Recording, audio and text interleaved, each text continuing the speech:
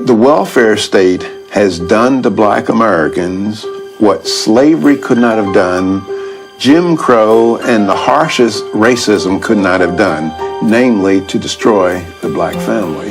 Many people believe that the route to economic power is to have political power. And there's absolutely no evidence to support that. Government cannot create a special privilege for one American without simultaneously creating a special disadvantage for some other American. Buenas tardes, Los Angeles. Larry Elder here, the sage from South Central, the Prince of Pico Union, the Czar of Walter has long enjoyed his participation on radio and television. This is one of the problems that black Americans face. That is, many of us... We feel that we can achieve salvation through the political arena. That is, by putting a black person in charge of our lives. And if you ask the question... In what cities in our country do black people receive the worst education, are most insecure in their lives, live under rotten conditions? They are the very cities where a black is the mayor, the chief of police, the superintendent of schools. And I'm not saying that there's a causal relationship between that, but I'm saying that there's not much salvation to be achieved through the political arena. My mother was very, very important. She was the one who made the sacrifices to make sure that we got a reasonably good education given our income and given our circumstances. Even though we were poor, my mother used to always tell us, look, we have a beer pocketbook, but we have champagne taste.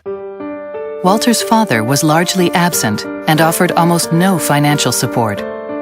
With the little he did provide, and Catherine Williams' part-time job as a domestic servant, the family got by. They were part of the welfare state, but they were never a part of the welfare ideology. She and her sisters were very determined people and demanded a whole lot out of us as kids. At that time, blacks were very demanding of their children in terms of education and responsibility. I think part of the reason that my dad is who he is has a lot to do with her and his upbringing with her. One of the reasons she's, kind of inspirational for him is because she did a lot with the little that she had. There were different values, of hard work and sacrifice and respect.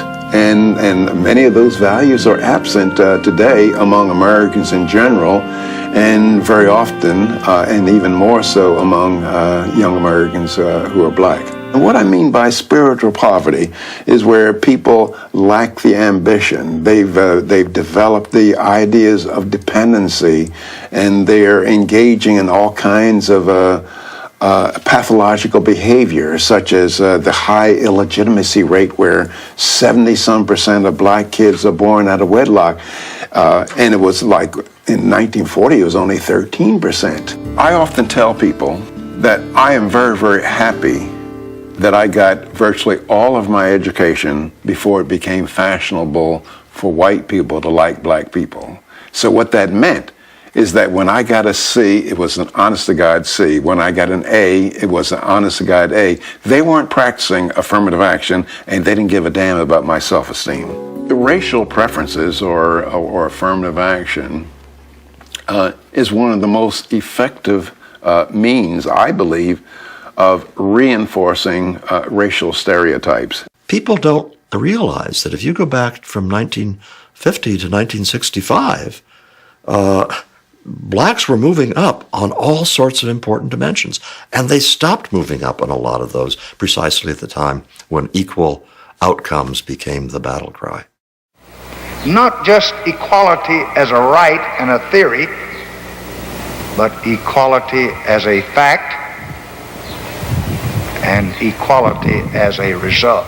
Racial discrimination and racism in our country could have earned a well-deserved death, but it has been resurrected by race hustlers, or poverty pimps, I call them, such as Jesse Jackson, Al Sharpton, and many others in the civil rights movement who make a living on the grievances of blacks.